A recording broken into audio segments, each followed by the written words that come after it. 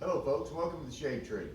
Today we're going to be installing a cooling fan on this Yamaha YZ250FX. I got the factory Yamaha GYTR cooling fan that comes standard on the 2015 through the, I think it's the 2019 or maybe even 2020 WR250. This bike was having some cooling problems, and they tell me this is plug and play, so let's just see how easy this is. First I'll bring you over and get you in a little closer, and we'll open up the box and see what we have inside. So let's see what we've got in the box. Looks like we have the mounting hardware. It's supposed to just all button right up in there, so I sure hope it does what it says. And there's the fan. Plastic fan. Looks like it's got a pretty good sized motor. I had considered using a computer fan. I'd seen some DIYs and decided that the factory Yamaha part was cheap enough to just give it a go. I thought this was a metal frame, mounting frame, but I see now that it's plastic, which is probably fine. And it's supposed to be plug and play. This is the supposed to be the connector that plugs right into it. The bike comes pre-wired for the fan, so we're going to get in there and see. About 73 bucks from Rocky Mountain ATV, and let's see if it buttons up like they say. Stick around. Step one, remove the seat.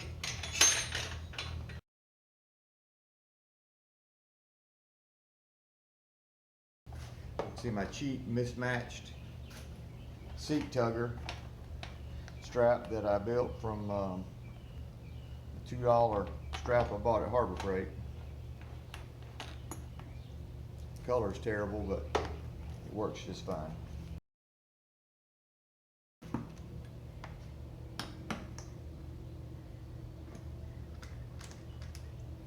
Move the air filter cover.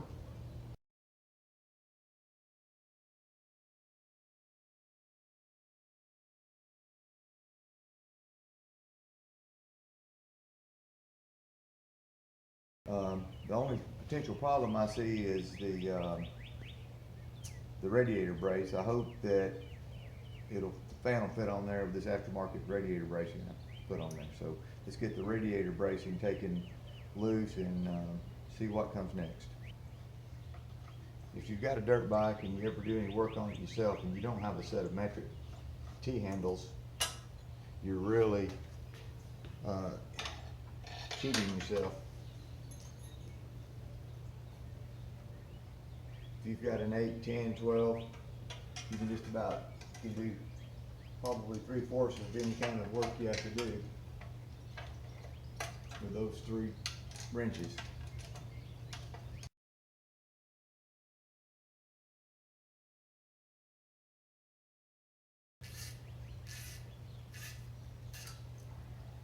So this was my attempt at a homemade coolant catch tank. It was a prototype model. It worked pretty good. The hose that I used really didn't take the heat, and I actually needed a 90-degree elbow here, and I wasn't able to find the fitting. But it worked pretty good for a while, and then I started losing my coolant in the top. So anyway, the coolant comes out of the radiator.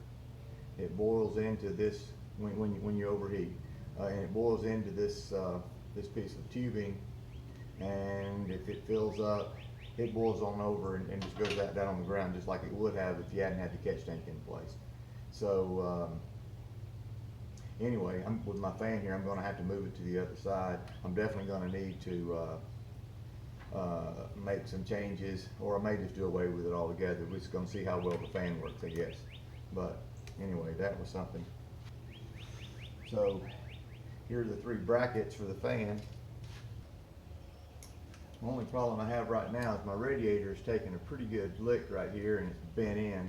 So I'm going to have to make some, we want to bend the radiator back out some, or at least bend the mounting tabs out. That's going to be the real question, is will this thing take the abuse, the fan, and not break? My radiator has been bent in more than once. these things are tough. You can really bend them back a lot more than you would think. So let's see what we can do about straightening this radiator. So I've got the radiator off, and I think you can see the biggest problem is I got a pretty good look. Radiator was hit here, and I got a bend that knocked this little bracket in. So I need to try to bend this bracket back out. I'll show you for the misalignment. So it's not really off. It's off just about the diameter of the bolt hole. You can see that there. I hope you can. So it's just been smashed a few times. I hope this fan can take the smashing it's probably going to continue to get. So I'm going to do a little radiator straightening here. So I really wasn't planning on doing a radiator straightening tutorial today, but may as well film it. But right now what I'm really concerned about is getting this bracket out a little bit and maybe getting this side out a little bit. So I think I got a big enough hammer.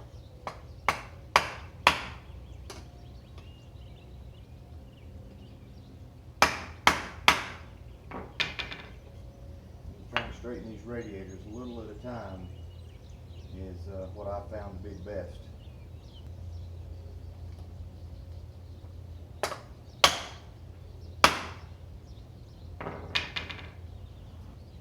We're just about halfway there.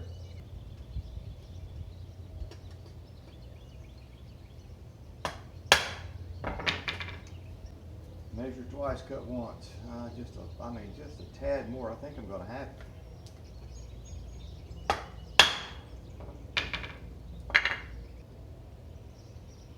So close.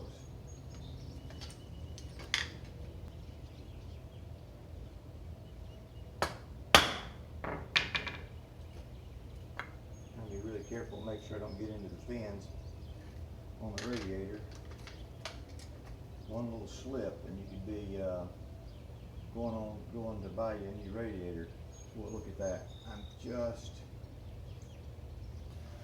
This little tab is bent in a little bit. I'd like to straighten that out a little bit. See, it's pretty tough. I think that may work. Here's the mounting hardware.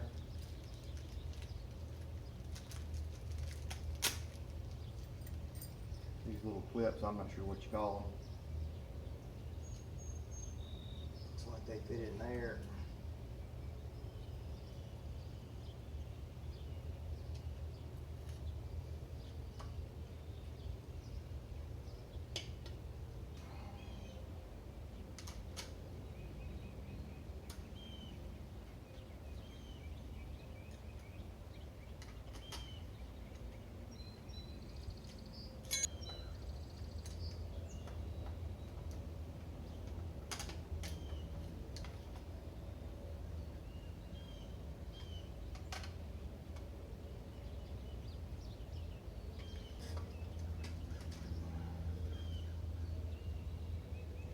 So there we are, all mounted up. We'll get it back on the bike and take a look at it.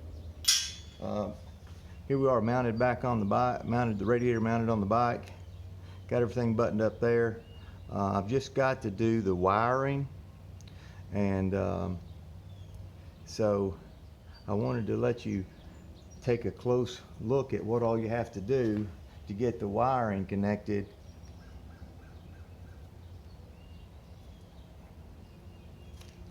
Take the plug out, there's nothing there, it's just a plug covering the hole.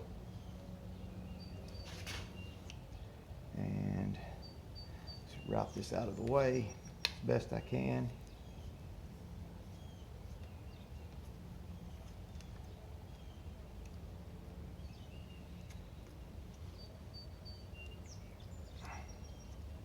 And wiring complete. It's supposed to be straight up plug and play. The thermostat's built into the ECU, so that's supposed to kick the fan on and off. So if that's the case, it couldn't be any easier than that. I looked at the Trail Tech fan system, and Tusk had a fan system. They were all in the $150, $200 range.